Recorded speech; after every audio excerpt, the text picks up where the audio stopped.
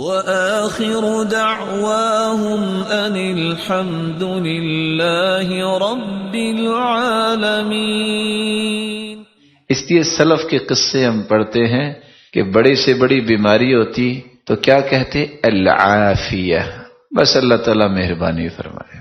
اور ویسے بھی اگر آپ تھوڑی سی لاجیکلی چیک کریں، دانش بھی یہ کہتی ہے کہ اگر ہمیں 29 دن مہینے میں کوئی تکلیف نہ ہوئی ہو اور ایک دن کو 2-4 گھنٹے سر میں درد ہوگی ہو، اس کو کہنا چاہیے مجھے پین ہوئی ہے؟ نہیں کہنا چاہیے۔ اور آپ نے وہ محمود و ایاز کا قصہ بھی سنا پڑا ہوگا، آیا تھا تحفہ ککڑی تو اس نے ایاز کو دی آدھی اور آدھی اپنے پاس رکھی۔ ایاز نے جب اس کو کھانا شروع کیا تو ساری کھا گئے، بقیہ آدھا جو ہے جب وہ ایاز کو دیکھا تو اس نے بھی کھانا چاہا تو بہت کڑوی تھی۔ وہ رک کے کہتا ایاز تم نے اس کو کھا کیسے لیا، اتنی کڑوی؟ وہ مسکرا کے کہتا ہے یہ انہی ہاتھوں سے آئی ہے جن ہاتھوں سے ہمیشہ میٹھی چیزیں آتی ہیں، اگر ایک دن کڑوی آ گئی ہے تو میرا حق تو نہیں بنتا کہ آج میں ان ہاتھوں کو جھٹک دوں۔ یہ اصل میں سوچ سوچ کی بات ہوتی۔ اور آپ نے اسی لیے یہ جو شعر سنا پڑا ہوگا، ایک ہی صف میں کھڑے ہو گئے محمود و ایاز، شاید اس کا قصہ بھی آپ نے پڑھا ہوگا۔ اور بڑے اسباق ہوتے ہیں لوگوں میں، جو پرانے قصص ہیں، لوگ جو سوچ کے بات کرتے ہوتے تھے، بڑی فہم کے مالک تھے۔ ایک قیمتی جو ہے وہ جواہرات میں سے ایک پیش کیا تمام وزیروں کو بٹھا کے، اور آرڈر یہ تھا کہ اس کو زمین پہ پٹخ دو۔ سب کانپنے لگ گئے کہ یہ کیا، اور یہ کہنے لگے بادشاہ سلامت اگر آپ نے ہمیں مارنا ہی ہے تو آپ ہیرا تڑوا کے تو مت ماریے، آپ تو گناہ ثابت کرنا چاہتے ہیں ویسے مار دیں، ہمیں معزول کرنا ہے تو کر دیں۔ سب نے انکار کر دیا۔ ایاز نے ایک مرتبہ دیکھا اور زمین پہ دے مارا، ٹوٹ گیا۔ کہا یہ کیا تم نے کیا، اتنا نقصان؟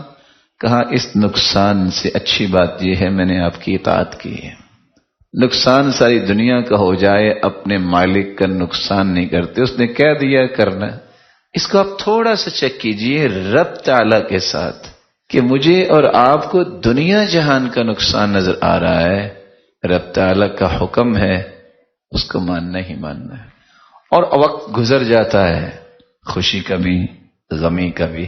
اور اسی لیے ایک دن بیٹھے بیٹھے ایاز کو کہہ دیا تھا نا کہ اچھا یہ میری انگوٹھی پہ کیسا کلمہ لکھو کہ جب میں خوشی میں ہوں تو زیادہ مسکراؤں نہیں، جب میں غمی میں ہوں تو میرا غم بھول جائے۔ اس نے کہا اچھا، اس نے کیا لکھ کے دیا؟ یہ وقت گزر جائے گا۔ جب بھی غم آتا وہ دیکھتے کہتے یہ وقت گزر جائے گا، مسکرا پڑتے۔ رب کے بارے میں آپ زندگی میں ایک چیز طے کر لیں، میں نے زندگی کے کسی حصے میں رب سے کبھی بدگمان نہیں ہونا۔ اور حدیث بھی یہ کہتی ہے وَهُوَ يُحْسِنُ الظَّنَّ بِاللَّهِ، جو اللہ کے ساتھ حسن ظن رکھتا ہے یہ جنت میں جائے گا۔